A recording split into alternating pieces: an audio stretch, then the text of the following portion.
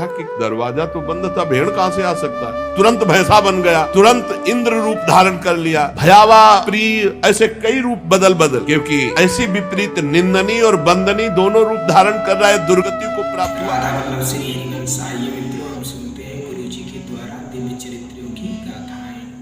कैसे गोकर्ण जी के द्वारा धुंधकारी जैसे महाराक्षस का मृत्यु होने से उद्धार हुआ। आइए गुरु जी की वाणी से सुनते हैं उनकी लीलाओं की गाथाएं। और पापी को भी भगवत प्राप्ति कराने में समर्थ है भगवत चरित्र। नारद जी ने कहा इसका कोई उदाहरण दिया जाए तो ज्यादा समझ में आ जाए, तो उनका हम तुम्हें एक प्राचीन इतिहास सुनाते हैं। पूर्व काल में तुंगभद्रा नदी के तट पर एक अनुपम नगर बसा हुआ था। उसमें सभी वर्णों के लोग अपने अपने धर्माचरण करते, सत्य में तत्पर रहते थे। उस नगर में समस्त वेदों का ज्ञाता, श्रौत स्मार्त कर्मों में निपुण एक ब्राह्मण रहते थे जिनका नाम था आत्मदेव। तेज तो ऐसा था मानो दूसरे सूर्य भगवान ही हो। ब्राह्मण तेजस्वी, वैदज्ञ, सत्कर्म अनुष्ठान करने वाला, और कभी उसके दरवाजे से कोई भिक्षुक वापस नहीं लौटा। इतना उदार हृदय वाला, देगा ही कुछ न कुछ। पर पूर्व प्रारब्ध के अनुसार उनकी जो पत्नी थी उनका नाम था धुंधुली। पति का नाम आत्मदेव और पत्नी का नाम धुंधुली था। सुंदरी थी, कुलीन थी, पर लड़ाकू स्वभाव था, अपनी बात पे अड़ जाना। अब वो बड़े ज्ञानी थे, वेदज्ञ, वेद के ज्ञाता, इसलिए वो शांत रहते थे। लड़ाई घर में नहीं होती, वो लड़ने वाली ही बात करती थी, पर वो शांत रहते थे। जब घर में नहीं होती तो पड़ोसी से जाके भिड़ना, जरा जरा से कारण में। क्रूर स्वभाव, बकवादी स्वभाव, गृह कार्य में निपुण लेकिन कंजूस और झगड़ालू प्रारब्ध है। भोग विलास की कमी नहीं थी, खूब संपत्ति थी, घर बढ़िया सुंदर, परंतु सुख नहीं था। क्योंकि जब आत्मदेव घर में आते तो बस उपद्रव, लड़ाई, झगड़ा, सब बड़ा नरक समझो। जिसकी घर में अशांति हो, झगड़ा होता हो, बड़ा नरक है। चैन से नमक रोटी खाए, प्यार से जीवे तो गृहस्थी धन्य। और खूब बढ़िया सब व्यवस्थाएं हैं, पर कलह, अशांति, मन नहीं मिल रहा एक दूसरे। ये बहुत धीरे धीरे अवस्था डल गई, कोई संतान ही नहीं हुई। बड़े बड़े पुण्य कर्म किए, खूब दान पुण्य किया, लेकिन संतान नहीं हुई। अब वो ब्राह्मण बड़े चिंतातुर हुए आत्मदेव की, जिसके संतान न हो तो फिर उसको पिंडदान कौन करेगा। गृहस्थी में विचार होता, कुल परंपरागत चलाने वाला तो कोई होना चाहिए। अब वो बड़े चिंतातुर हुए, हर उपाय करके हार गए थे। तो एक दिन उनके मन में आया कि एकांत जंगल में चलते हैं और अपने प्राणों को त्याग देते हैं। क्योंकि घर में जाओ तो कलह है, न कोई संतान है। अब क्या, सब कुछ करके देख लिया, बुढ़ापा आ रहा है, पुत्र तो हुआ नहीं, तो कम से कम पुत्र होता तो कुल परंपरा चलाने। अब क्या, वो ऐसी भावना में थे कि जीवन व्यर्थ है, जंगल को चल दिए। उधर एक सरोवर में प्यास बुझाने के लिए एक महान संत आ रहे थे। जब कोई धर्मात्मा पुरुष दुखी होता है तो भगवान अव्यक्त रूप से संतों से मिला देते हैं। वो सन्यासी महात्मा थे। ब्राह्मण देखा कि वो जब जल पी चुके तो जाकर साष्टांग दंडवत किया, शास्त्रों का ज्ञान था, हाथ जोड़कर खड़े हो गए। तो कथम रोदसी विप्रत्वम काते चिंता बलियसी वदत्वम सब्बत सत्वरम मह्यम स्वस्य दुखस्य कारणम। ये लंबी लंबी सांसें खींच रहे हो, उदास खड़े हो, दुखी दिखाई दे रहे हो। देखने से तो लगता है कि तुम ब्राह्मण हो, क्योंकि तेजस्वी हो। क्या चिंता है तुम्हारी जो तुम जल्दी जल्दी श्वासें खींच रहे हो लंबी, और दुख प्रकट कर रहे हो। ब्राह्मण ने कहा, महाराज आखिरी उपाय आप हैं। वैसे तो मैं बताऊं, अपने जीवन से निराश हो चुका हूं। आपको देखा तो आशा बन गई। पूर्व जन्म का कौन सा प्रारब्ध मुझे पता नहीं, पर संतान योग नहीं। अब मेरे पितर गरम गरम आंसू चिंता जनित छोड़ रहे हैं, क्योंकि पिंडदान करने वाला हमारे कुल में कोई नहीं रहा, संतानें नहीं उत्पन्न हुई। बहुत दुखी हो गया हूं। सही बताऊं, मैं आम प्राण त्यागने आया हूं जंगल में। मेरा मन मुझे धिक्कारता है कि तुम्हारा सब कुछ बेकार जब संतान नहीं। और यहां तक कि मैं जिस गाय को पालता हूं वो भी बछड़ा नहीं देती, वो भी बांझ हो जाती है। यहां तक कि जो पेड़ लगाता हूं उसमें भी फूल फल नहीं आते। कितना मैं दुर्भागी हूं, बड़ा भागा हूं। अब मैं अपने प्राण त्यागने आया हूं। फूट फूट कर रोने लगे। संत का हृदय बड़ा करुणामय होता है। संत चाहे तो नवीन प्रारब्ध तत्काल रच सकते हैं, क्योंकि भगवान के भजन में अपार सामर्थ्य है। उन्होंने अपनी दिव्य दृष्टि से देखा, कहा आत्मदेव ब्राह्मण, पुत्र का मोह तो छोड़ दो, आप विवेक का आश्रय लो, भजन करो। मैं तुम्हारी रेखा को देख रहा हूं, एक जन्म नहीं 7 जन्म तक कोई संतान है ही नहीं। देखो, संतान के पीछे मत पड़ो। राजा सगर, महाराज अंग, बड़े बड़े संतान में बहुत दुख भोगे हैं। अब तुम भजन करो, जंगल में निकल आए, भजन करो, संतान की आशा छोड़ो। ब्राह्मण ने कहा कि मुझे उपदेश नहीं, ये उपदेश नहीं, सब पढ़ाऊं, मुझे पुत्र चाहिए, पुत्र देव, नहीं मैं आपके सामने अभी प्राण त्यागता हूं, मुझे पुत्र चाहिए। ब्राह्मण का ऐसा आग्रह देख करके सन्यासी जी ने कहा कि देखो, विधाता के लेख को कोई मिटा नहीं सकता, चित्रकेतु का चरित्र पढ़ के देख लेना। दैव जिसके उद्योग को कुचल देता है वो सफल नहीं होता है, तुम्हें पुत्र सुख नहीं है। उन्होंने कहा फिर हम कह रहे हैं बस अब पुत्र का आशीर्वाद दे ही दो, नहीं तो प्राण त्याग देंगे आपके सामने। सन्यासी जी ने देखा है तुम मानने ही वाले नहीं, तो उन्होंने योग बल से एक फल प्रकट किया, तपोबल से, और कहा लो, योग तो नहीं तुम्हारे पुत्र का, पर मैं ये फल देता हूं, अपनी पत्नी को खिला देना, इससे बड़ा ज्ञानी महात्मा पुत्र पैदा होगा। हमारी स्त्री 1 साल तक सत्य, शौच, दया, दान, ब्रह्मचर्य का पालन करे, एक टाइम अन्न खाए, तो और ये फल पाने के बाद 1 वर्ष के बाद ऐसा महापुरुष प्रकट होगा जो तुम्हारा कल्याण भी कर देगा, तुम्हारे पितरों का भी उद्धार कर देगा। वो योगी राज सन्यासी फल दिए। अब तो आत्मदेव बड़े प्रसन्न हुए क्योंकि कामना पूर्ण हो गई। फल लेकर आए धुंधुली, उनकी पत्नी थी जो लड़ाकू स्वभाव की, बड़ा क्रूर स्वभाव, दुष्ट स्वभाव, वैसे ही क्रूर स्वभाव था। आके कहा हो भाग्य, एक सन्यासी मिले, वो फल दिए, और उन्होंने नियम बताया है कि 1 साल तक सत्य बोलोगी, पवित्र रहोगी, दूसरों को दान करोगी, एक समय तुम अन्न खाओगी, और बहुत शुद्ध स्वभाव वाला महात्मा बालक पैदा होगा, ये फल खा लो। तो उन्होंने कहा कि फल तुरंत थोड़ी खाया जाता, नहा धो के बड़े पवित्रता से खाया जाता, लाओ और जाओ, आप निश्चिंत रहो। बोलने अगर हमारे सामने तुम्हें विश्वास नहीं, वो डरते भी थे, घर के बाहर हो गए। अब वो कुटिल स्वभाव की थी, क्रूर स्वभाव की। उन्होंने अपनी बहन को बुलाया और रो रो के कहने लगी कि बहन मुझे बड़ी चिंता हो गई, समस्या आ गई। क्या? बोले पंडित जी जो ये फल लाए हैं, फल से गर्भ रह जाएगा। पहले तो नियम बता गए हैं कि 1 साल तक झूठ नहीं बोलना, पवित्र रहना है, और दूसरों को दान देना, एक समय अन्न खाना है। अब हम तो बड़ी भयभीत हैं कि जब पेट में गर्भ बढ़ेगा तो भोजन कम हो जाएगा, पेट बढ़ेगा तो भोजन कम हो जाएगा। ये तो मैंने कर नहीं सकती क्योंकि 3 बार तो हमको अच्छा भोजन चाहिए, पंडित जी का 1 बार खाना, ये तो हो नहीं सकता। अच्छा, गर्भ बढ़ा, पेट बढ़ा, खाया पिया जाएगा नहीं, बहुत परेशानी उसमें लगेगी। और कहीं दैववश से अगर डाकू आ गए तो भाग भी नहीं पाऊंगी।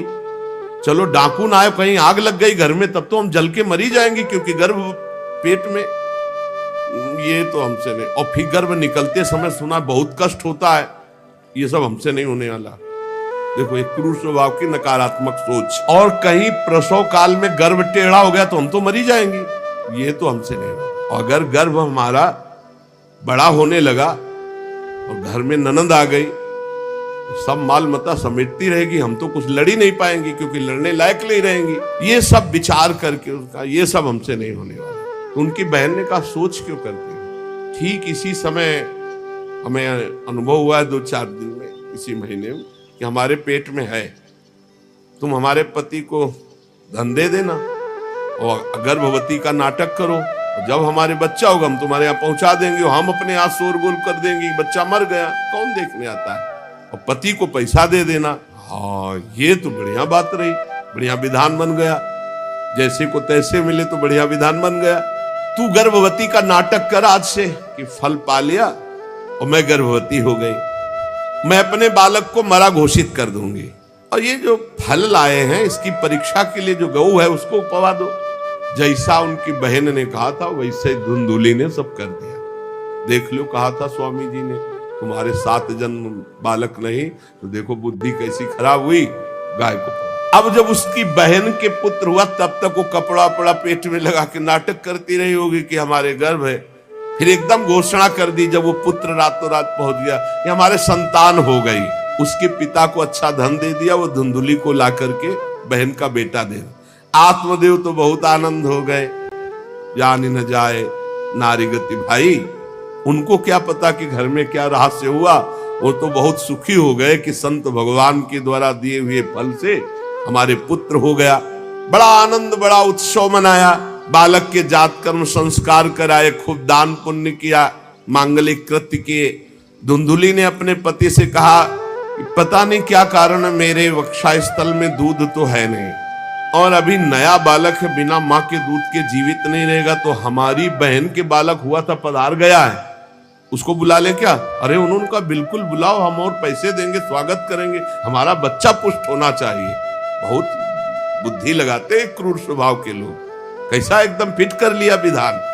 अब उसको बुला लिया बालक का पालन पोषण करने के लिए पैसे के लिए, और वो असली माँ तो वही है ही है। पुत्र की रक्षा के लिए जो जो कहा आत्मदेव ने वो सब स्वीकार कर लिया। 3 महीने इस बालक के व्यतीत होने के बाद, उन्होंने कहा था 1 साल बाद होगा, 3 महीने व्यतीत होने के बाद गौ के बच्चा हुआ मनुष्याकार, केवल कान गौ के, पूरा मनुष्याकार, सर्वांग सुंदर, दिव्य तेजो में स्वर्ण की सी कांति।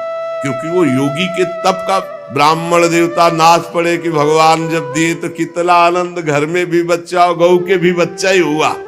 खूब संस्कार करके मंगल दान, बड़े प्रसन्न है। सब लोग कहते आत्मदेव का देखो कैसा भाग्य बदला कि घर में भी पुत्र हुआ, गौ के भी पुत्र हुआ, बछड़ा नहीं, केवल कान भर। कैसे आश्चर्य की बात, दिव्य बालक उत्पन्न हुआ। पर इस गुप्त रहस्य का किसी को पता नहीं।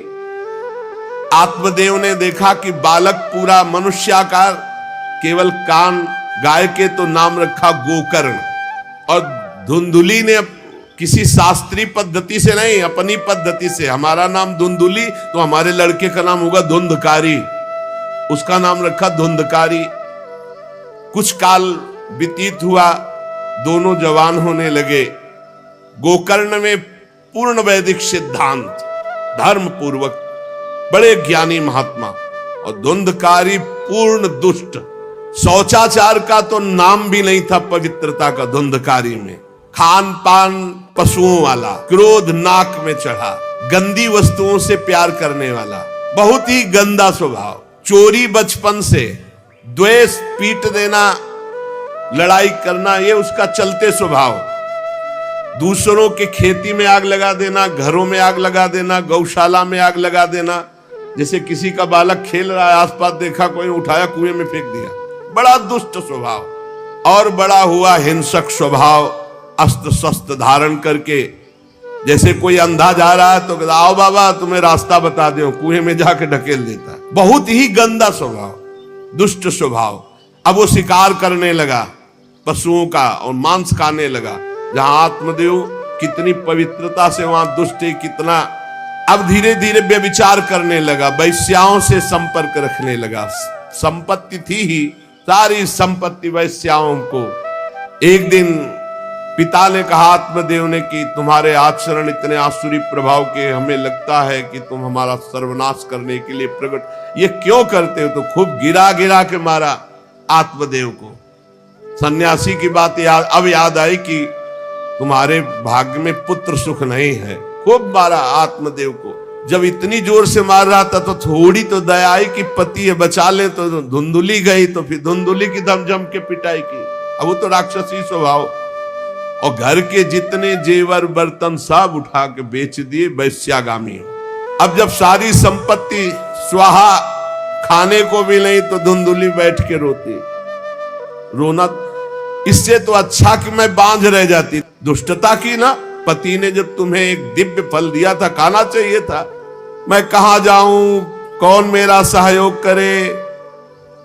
बड़ी विपत्ति, बड़ा दुख, न खाने को न पीने को। अतरे दिन पिटाई करता धुंधकारी, आत्मदेव की भी और धुंधुली की भी। पिता बैठ के रो रहे थे। मैं सन्यासी की बात मान जाता तो गोकर्ण जी आए और उन्होंने कहा पिताजी, आप जैसे विद्वान पुरुष को ऐसा शोक करना उचित नहीं। तुम शास्त्र के ज्ञाता हो, तुम्हें चाहिए कि संसार की असारता का तो थोड़ा विचार करना हो। ये दुख रूपी मोह में फंसकर आप एक अज्ञानी पुरुष की तरह रो रहे हो, पिट रहे हो। पिताजी, क्या शास्त्रों में नहीं पढ़ा पुत्र किसका, धन किसका, पत्नी किसकी, शरीर किसका? ये मोह के कारण अज्ञानी जन रात दिन दीपक की तरह जल रहे। पिताजी, ना सुख इंद्र को है, न चक्रवर्ती राजा को है, सुख है तो एकांत में भगवान का भजन करने वाले को है। ये देखो गोकर्ण, ये मुंचा ज्ञानम प्रजारूपम मोह तो नरके गति। ये नरक जाने वाली बात, पुत्र के मोह में फंस करके आप छोड़ो इसे, आपका शरीर नष्ट हो जाएगा। इसलिए मेरी प्रार्थना मानो, आज से निकलो घर से और वन में जाओ, भगवान का चिंतन करते हुए जीवन व्यतीत करो। गोकर्ण जी के वचन सुनकर आत्मदेव वन में जाने के लिए तैयार हो गए। उनका बेटा, आज तक तो कभी वन में तपस्या भजन किया नहीं, बड़ा शरीर से राग है, क्या करूं, कैसे भगवत प्राप्ति करूं? तो देहे स्थिमांसि रुधिरे भिमतिम त्यजत्वम जाया सुतादिषु सदा ममतां विमुंच पश्यानिशं जगदिदं क्षणभंग निष्ठं वैराग्य राग रसिको भव भक्ति निष्ठा धर्मं भजस्व सततं त्यज लोक धर्मान् सेवस्व साधु पुरुषान् जहि काम तृष्णाम् अन्यस्य दोष गुण चिंतन मासु मुक्त्वा सेवा कथा रसमहो नितराम पिबत्वम। संत समागम कभी व्यर्थ नहीं होता। देखो, संत समागम का फल है गोकर्ण जी। गोकर्ण जी ने कहा, पिताजी, जिस शरीर को आप मैं मान रहे हो, आप मैं नहीं हो। ये शरीर हड्डी मांस रुधिर का पिंड है, इसे आप मैं मानना छोड़ दें। आपकी स्त्री, आपका पुत्र, ये कभी आप मत माने। ये आपके नहीं थे, न पहले और न बाद में, बीच में भास रहे कि आपके हैं। ये संसार रात दिन नाश को प्राप्त हो रहा है, क्षण भंगुर है। किसी भी कोई वस्तु में ममता मत करो, यहां कुछ स्थायी नहीं है, सब नष्ट होने वाला है। बस एकमात्र वैराग्य रस के रसिक होकर भगवान की भक्ति में लग जाओ। कैसे भक्ति करें? धर्मम भजस्व सततम, सदैव धर्म का भजन करो। कौन सा धर्म? बोले त्यज लोक धर्मान, लोक धर्म का त्याग करके भागवत धर्म का आश्रय लो। भागवत धर्म का आश्रय कैसे प्राप्त होगा? बोले सेवस्व साधु पुरुषान, सदैव संत पुरुषों का संग करो, उनकी सेवा करो। उनके संग से, उनके वचनों से, उनकी कृपा से तुम्हारे हृदय में भागवत धर्म का परिचय जागृत हो जाएगा, तुम महाभागवत हो जाओगे। पर संतों का सेवन करने के लिए जो सबसे बड़ा दोष है, काम और तृष्णा, ये नई संतों के पास टिकने देती। इसलिए जही काम तृष्णा, कामना और भोगे हुए भोगों को जो भोगने की इच्छा, तृष्णा, इनका त्याग करके संत संग करो। और जब संत संग होने लगे तो सावधान हो जाओ। अन्यस्य दोष गुण चिंतन मासु मुक्त्वा, दूसरे के गुण दोषों का चिंतन न करके श्री भगवान का चिंतन करे, भगवान की सेवा करे, भगवान की कथा लीला सुने, तो उसको नित्य भगवत धाम की प्राप्ति हो जाती है। हे पिताजी, शरीर से मैंपन छोड़ दीजिए और शरीर संबंधियों से मेरापन छोड़ दीजिए और भागवत धर्म का आश्रय लेकर संत समागम कीजिए। सदैव संतों की सेवा, भगवत सेवा, नाम जप, लीला कथा, श्रवण गायन, इसी से भगवत प्राप्ति हो जाएगी। बस उसी समय गोकर्ण को मन से प्रणाम करके कि भगवान गुरु रूप से इसी रूप में आकर मुझे उपदेश दे रहे, उसी समय आत्मदेव जी ने तो घर छोड़ दिया और वन की यात्रा की। 60 वर्ष की आयु हो चुकी थी, पर ज्ञान था शास्त्रों का। बड़ी निष्ठा से अपनी बुद्धि को समेटा संसार से और रात दिन भगवान के चिंतन में लगा दिया। भगवान के चिंतन और भागवत के 10वें स्कंद का रोज पाठ पूरा, जो भागवत का 10वां स्कंद श्री कृष्ण लीला चरित्र से भरा हुआ है, पूरा पाठ और निरंतर नाम जप, इसके प्रभाव से श्री कृष्ण चंद्र की प्राप्ति हुई गोकर्ण जी के उपदेश से आत्मदेव की। अब जब पिता वन को चले गए तो और छूट, वैसे मानता तो था ही नहीं, पर और छूट हो गई। अब धुंधकारी ने उठाई लाठी डंडा, जो धुंधुली की डट के पिटाई की और कहा बता धन कहाँ है। अब जितना धन था तो सब ले गए। फिर जलती हुई लकड़ी लुकाठी, उससे बता धन कहाँ है। किसी तरह वो छूट पाई तो भागते हुए जाकर कुएं में गिरकर अपने शरीर को नष्ट कर दिया कि रोज की पिटाई से अच्छा एक बार दुर्गति को प्राप्त हुई। धुंधुली दुर्गति को प्राप्त हुई। पति आत्मदेव श्री कृष्णचंद्र को प्राप्त हुई। योगनिष्ठ गोकर्ण जी ने जब देखा कि धुंधकारी का आतंक बढ़ रहा है तो उन्होंने छोड़ दिया। जो ज्ञानी पुरुष होते प्रपंच नहीं स्वीकार करते, उनको कोई सुख दुख इससे नहीं, उदासीन भाव से तीर्थ यात्रा को निकल गए। धुंधकारी ने 5 वैश्याओं को अपने संग में रखा, सब नौजवान वैश्याएं। अब उनके लिए पशुओं का मांस चोरी करके उनकी मनोकामनाएं पूरी करना। बुद्धि भ्रष्ट थी, आचरण भ्रष्ट थे, क्रूर कर्मा। एक दिन उन वैश्याओं ने कहा कि हमको तो हार नहीं पहनाया आज तक, कामना होती। अब 5 को हार लाने के लिए तो बहुत रुपया चाहिए। मौत की भी उसको कोई भय नहीं रह गई थी। वो जिसको देखता काट करके जो मिलता धन एकत्रित करके 5 के लिए सुंदर आभूषण हार। अब हिंसा में उतरा जो, तो उसके लिए क्या। स्त्रियों ने सोचा कि नित्य नवीन चोरी करता है, आज हमने हार के लिए कहा तो 5 के लिए व्यवस्था कर दिया। पकड़ा जाएगा, जब ये पकड़ा जाएगा तो राजा इसे फांसी देंगे, तो हमको भी 5 को फांसी मिलेगी। मरना तो है ही है ना इसे। 5 ने विचार किया मरना तो है ही, राजा फांसी देगा तो हम ही फांसी दे देती है, तो कम से कम हम तो बच जाएंगे।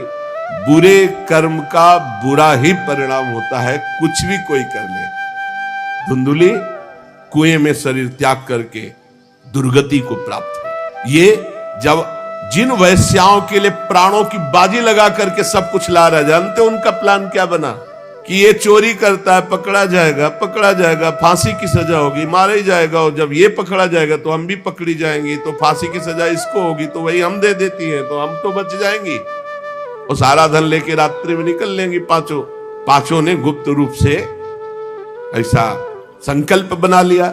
धुंधकारी सो रहा था, 5 गए। अब 5 हैं, हाथ पैर 4 ही तो है, पैर 2 और 2 हाथ, 4 उसमें लद गए और एक जो है रस्सी से पूरा चारपाई पे बांध दिया।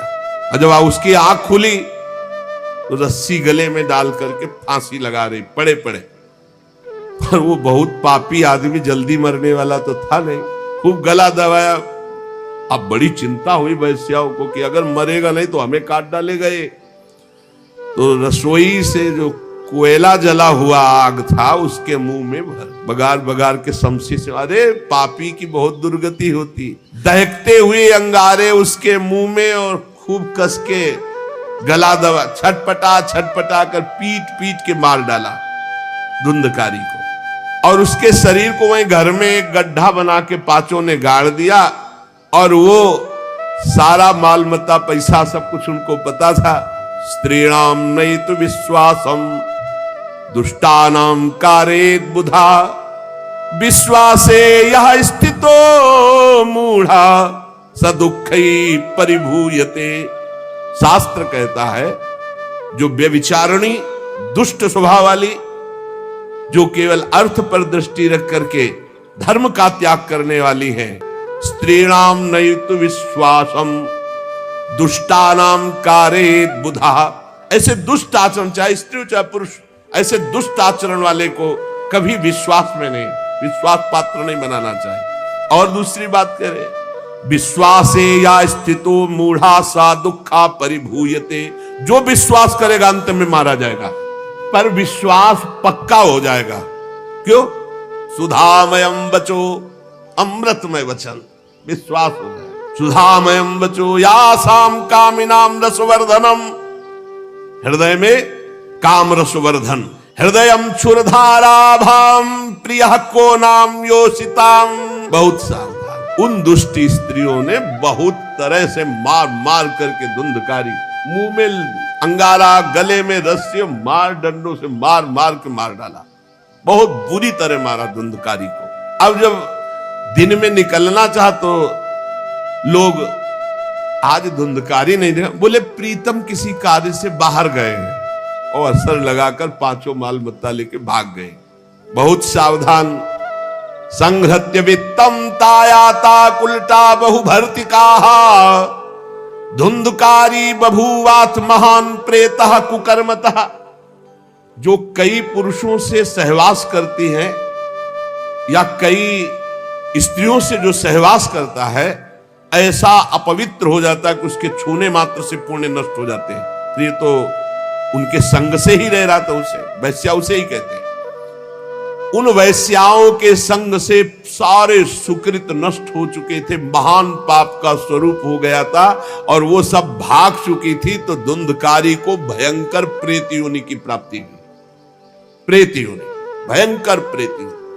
अब वो बवंडर रूप, जो चक्रवात जैसे बवंडर देखते हो ना, वो रूप धारण करके दसों दिशाओं में भटकता। और प्रेत को स्वयं से पानी पीने के लिए कोई सुविधा नहीं। ऐसा नहीं नदी के किनारे रह रहा तो पानी पी लेगा, वो किसी को पकड़ेगा तब उसके द्वारा जो उसको पानी पिलाया जाएगा वो उसको मिलेगा। ऐसे पानी नहीं पी सकता, ना कुछ खा सकता है, ना कहीं विश्राम कर सकता है। वो बस हा दई चिल्लाता हुआ रोता हुआ भटकता है। प्रेत योनि बड़ी भयानक होती है। जब तीर्थ यात्रा करके गोकर्ण जी लौटे तो सुना कि धुंधकारी का लापता और मार डाला गया। तब उन्होंने फिर गए और वहां पिंडदान किया धुंधकारी के लिए भी। बड़े महात्मा थे गोकर्ण। श्राद्ध किया और काफी तीर्थों में मंत्रानुष्ठान किया कि इसका कल्याण हो जाए। ये सब करके लौट आए अपने पिता आत्मदेव के घर में। रात्रि में कोई देख ना पावे इसलिए सीधे अपने घर में गए और शयन किया। और वहीं गड़ा था धुंधकारी, प्रेत आत्मा बन के वो मड़रा रहा था। वही प्रेत आत्मा ऐसे को नहीं छूती जो भगवान का भजन करते। देखो, अब जे धुंधकारी ने देखा कि गोकर्ण आए हैं तो उसको तसल्ली हुई कि महात्मा हमारा कल्याण कर देगा। वो प्रकट हुआ, भेड़ा बना। धुंधकारी पहले भेड़ बना बड़ा, और ऐसे गोकर्ण जी ने देखा कि दरवाजा तो बंद था, भेड़ कहां से आ सकता है। तुरंत भैंसा बन गया, तुरंत इंद्र रूप धारण कर लिया, भयावा प्रिय, ऐसे कई रूप बदल तब उन्होंने कहा ये विपरीत अवस्था, इसका मतलब ये प्रेत है। क्योंकि ऐसी विपरीत निंदनीय और बंदनीय दोनों रूप धारण कर रहा है, दुर्गति को प्राप्त हुआ प्रेत आत्मा है। वो डरने वाले तो थे नहीं, ज्ञानी महात्मा थे। गोकर्ण ने कहा कस्तो मुग्र तरो रात्रौ कुतो यातो दशामिमाम किंवा प्रेता पिशाचो वा राक्षसो शीत संसना। कौन है तू? प्रेत है, पिशाच है, राक्षस है, क्या है ये? क्या नाटक कर रहा है? कभी भेड़ बनता, कभी भैंसा बनता, कभी इंद्र बनता, कभी ये रूप। कौन है तू? ये अधोगति को प्राप्त कैसे हुआ तू? गोकर्ण जी डरे नहीं। अगर सच्चा महात्मा न हो तब तो भयभीत हो जाए। गोकर्ण जी सच्चे महात्मा है। अब वो चिल्ला चिल्ला के केवल रो रहा, एक शब्द भी नहीं बोल पा रहा। तो गोकर्ण जी समझ गए अधिक पाप होने के कारण ये बोल नहीं सकता। तब अंजलि में जल लिया और कई मंत्रों का जाप किया और फिर उसके ऊपर फेंका। जे भी फेंका तब बोल पाया, भैया मैं आपका भाई धुंधकारी हूं, बचा लो, मेरी भारी दुर्गति हो गई। मैं तुम्हारा भाई हूं, मैं धुंधकारी हूं। अब मुझे बहुत कष्ट हो रहा, पश्चाताप हो रहा, मैंने सब कुछ नष्ट कर दिया। धर्म भ्रष्ट पापाचारी, अब मेरी बड़ी दुर्गति है। उन उल्टा वैश्याओं ने मुझे तड़पा करके मारा है। मैं कुछ कर नहीं सकता इस समय। ऐसा थोड़ी कि प्रेत है जिसको चाहे पटक दे, ऐसा नहीं है, ऐसा विधान नहीं। पहले वैश्याओं को मारता जाके, मैं कुछ कर नहीं सकता। प्रेत योनि में पड़कर दुर्दशा भोग रहा हूं। अब दैवश केवल वायु से जीवित हूं, बहुत प्यासा हूं, भूखा हूं, पर नहीं खा सकता, नहीं पी सकता। आप दया समुद्र भैया मेरा उद्धार करो। गोकर्ण ने कहा कि तुम्हारा उद्धार तो हो जाना चाहिए, तुम्हारे लिए तो मैं गया में गया, वहां श्राद्ध दिया, तीर्थों में भी अनुष्ठान किया, फिर तुम्हारा प्रेत योनि से उद्धार कैसे नहीं हुआ? तो उन्होंने कहा भैया एक दो बार गया श्राद्ध से, मेरा कुछ नहीं होने वाला, बहुत पापी हूं, बहुत बड़े बड़े पाप किए हैं। कोई दूसरा उपाय सोचो। छोटे मोटे पिंड दान से, दान पुण्य से मेरा उद्धार होने वाला नहीं, बहुत स्टॉक है हमारे पाप का। तुमको हम बताएं सैकड़ों बार गया श्राद्ध करो तो भी मेरा कल्याण नहीं हो सकता, ऐसा मैं पापी हूं, कोई दूसरा उपाय सोचो। गोकर्ण जी ने कहा सैकड़ों गया श्राद्ध से तुम्हारी मुक्ति नहीं हो सकती, तो तुम्हारी मुक्ति असंभव है। कहा भैया मैं तुम्हारे चरणों में पड़ा हूं, मुझे मेरा उद्धार करो। तो कहा ठीक है, तुम अभी इस घर से निकलो, कहीं और रहो, हम जब तुम्हें बुलाएं तब आ जाना। जाओ हटाओ, हमारे इस घर से हटो। हटा दिया उनको। गोकर्ण जी की आज्ञा पाकर धुंधकारी बाहर भटक रहा है। रात भर विचार किया कि इसका कल्याण कैसे होगा जब सैकड़ों गया श्राद्ध से कह रहा उद्धार नहीं होगा। अब जब प्रातः काल हुआ, दरवाजा खुला तो बहुत से विज्ञजन आकर के गोकर्ण जी से मिले। गोकर्ण ने सबसे सलाह की कि क्या हो सकता है, ऐसे ऐसे स्त्रियों ने उनको मारा और वो प्रेत योनि को प्राप्त हुए। जो लोग विद्वान थे, योगनिष्ठ थे, वेदज्ञ थे, उन्होंने कई शास्त्र पाठ आदि की बातें बताई, सबने, पर सही उत्तर नहीं मिला। गोकर्ण जी महान तपस्वी थे। गोकर्ण जी ने प्रातः काल स्नान करके अर्घ दे रहे थे, बोले औरों से क्या पूछना, सीधे सूर्य भगवान से पूछो। मंत्र का उच्चारण करते हुए सूर्य भगवान को स्थगित कर दिया, रोक दिया। बहुत बड़ी मंत्रों में तथा सर्वै सूर्य वाक्यम तन्मुक्तो स्थापितम परम गोकर्णा स्तंभनम चक्रे सूर्य वेगस्य वै, तथा सूर्य की गति को रोक दिया। और तुभ्यम नमो जगत साक्षिन ब्रूहि में मुक्ति हेतुकम। अब हम किससे पूछे, आप ही बताओ। हे जगत साक्षी भगवान सूर्य, धुंधकारी का उद्धार कैसे हो सकता है? आप कृपा करके बताइए कि धुंधकारी की मुक्ति कैसे हो सकती।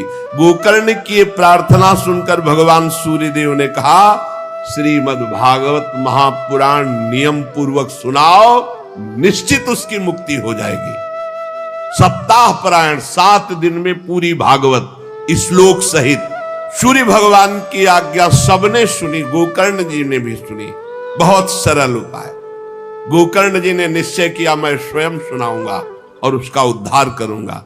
अब तो कथा का समय निश्चित किया।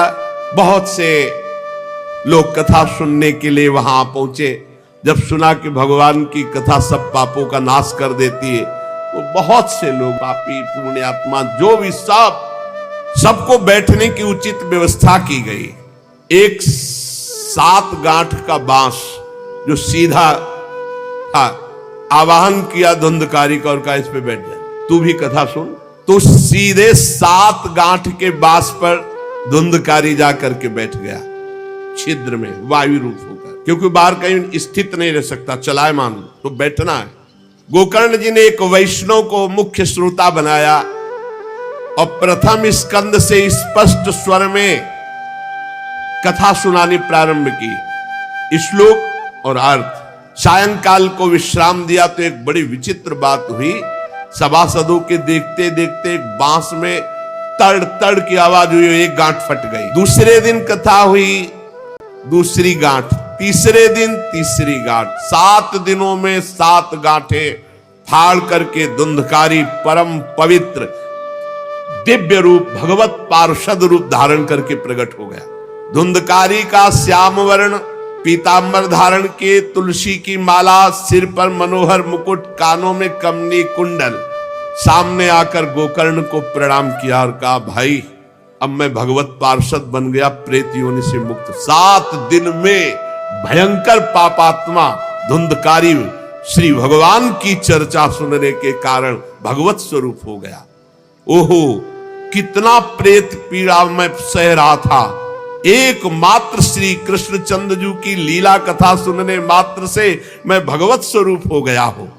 भैया मैं कैसे आपका उपकार करूं? मैं निंदनीय से निंदनीय पाप कर्म करने वाला कैसा उज्जवल स्वरूप प्राप्त कर लिया। भला मोह पूर्वक लालन पालन करने वाले शरीर को जो हष्ट पुष्ट करते हैं, उन्होंने भगवान का नाम जप नहीं किया, चर्चा नहीं सुनी, तो जीवन किस काम का? इसके पोषण के लिए पाप कर्म कर रहे हो और वृद्धावस्था आने वाली परिणाम में दुख, रोगों का दुख, भोगों की कामना का दुख, क्या क्या दुख, इसकी क्या गति होगी? गाड़ दिया जाएगा या जला दिया जाएगा।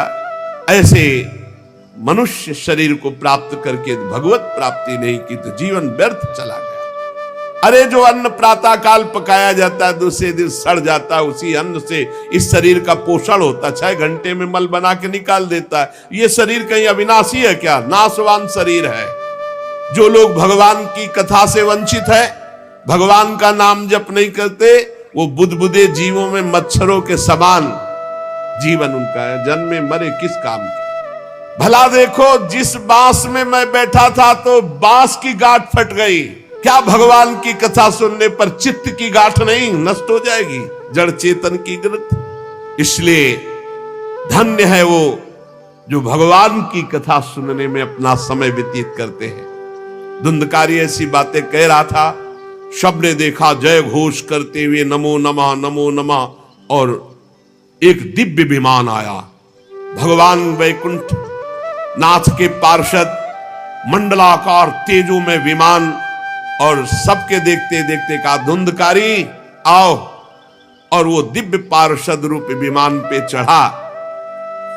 जब विमान पे चढ़ के जाने लगा तो गोकर्ण जी ने रोक दिया, रुको, ये क्या? कथा तो शास्त्रों लोगों ने सुनी, तो आपको शास्त्रों विमान लाना चाहिए और सबको बैठाल कर ले जाना चाहिए, क्योंकि हमारे सुनाने में कोई भेद नहीं था और ये सुन भी सब ध्यान से रहे थे। तो भगवत पार्षदों ने कहा, आपके सुनाने में कोई भेद नहीं था, पर सुनने में भेद हो गया है, श्रवण भेद हो गया। ये उपवास करके बिना कुछ खाए पिए रात दिन कथा का ही चिंतन करता रहा, मनन करता रहा, इसके कारण इनको भगवत पार्षद रूप मिला जा रहे। और ये कथा सुना भर है, मनन नहीं किया, मनन विषयों का हुआ, इसलिए विमान पे नहीं। ये निराहार रहकर 7 दिन में चर्चा सुनता और रात भर उसी का चिंतन करता, उसके प्रभाव से परम पद का अधिकारी हुआ। इसलिए जो मननहीन है, जिनको गुरुवचनों पर विश्वास नहीं है, जो कथा में चित्त की एकाग्रता नहीं है, वो फल भेद हो गया, वो भगवान के दिव्य धाम में एक बार में नहीं जा सकते। गोकर्ण जी आपको तो लेने के लिए स्वयं गोलोक बिहारी आएंगे, यूं कह करके विमान अंतर्ध्यान हो गया, अर्थात चले गए। गोकर्ण जी ने समस्त श्रोताओं से कहा, बिना तुम्हें विमान में बैठा ले मुझे चैन नहीं। सावन के महीना में हम फिर अनुष्ठान करेंगे, सब लोग कथा सुनो और सच्चे नियम से रहो, उसका मनन करो। ऐसा ही किया, सब लोग उपवास करके अल्पाहार करके कथा सुने, और जो ही 7 दिन में कथा की समाप्ति हुई तो भगवान के बहुत से पार्षद विमान लेकर आए, और जितने कथा सुनने वाले थे सबको परम धाम ले गए। और भगवान ने गोकर्ण जी को स्वयं गोलोक बिहारी हृदय से लगाया, जे भी हृदय से लगाया तो गोकर्ण भगवत स्वरूप हो गए। वही किरीट श्यामवर पीतांबर धारण किए हुए, कुंडल आदि से विभूषित। यहां तक कहते हैं कि उस कथा में सुनने में जो कुत्ते भी बैठे थे, वो भी गोकर्ण जी की दृष्टि पड़ने पर विमान पर बैठकर भगवत धाम को गए। भक्तवत्सल भगवान श्री कृष्ण इतने गोकर्ण जी पर प्रसन्न हुए कि तुमने सबको कथा सुनाकर मंगल अनुष्ठान। इसलिए गोकर्ण जी जिस जिसको चाहा, मालूम कथा सुनकर कुत्ता मनन तो नहीं कर सकता, लेकिन गोकर्ण जी ने मनन किया कि ये कुत्ता भी कथा में बैठा था, इसका भी भगवत उद्धार हो जाए। ये आप इसीलिए आसपास जो है जीव जंतु सब भगवत स्वरूप हो जाते हैं। बड़े बड़े सिद्धों को जो गति नहीं मिलती। राधा वल्लभ श्री हरिवंश, अगर आप अंत तक देख रहे हैं तो धन्यवाद। जितने भी लोग देख रहे हैं, लाइक शेयर सब्सक्राइब जरूर कीजिए। इस चैनल पर हम नए नए संतों के और महाभक्तों के चरित्र, भक्तों के चरित्र लाते रहेंगे। अगर आपको ये धुंधकारी का उद्धार कथा पसंद आई होगी, लाइक शेयर सब्सक्राइब जरूर कीजिए। सभी लोगों को राधे राधे। भगवान की लीला कथा सुनने से, गोकर्ण जी के प्रभाव से, धुंधकारी सहित समस्त श्रोताओं को भगवत धाम की प्राप्ति हुई। शेष चर्चा आगे। श्री राधा वल्लभ लाल।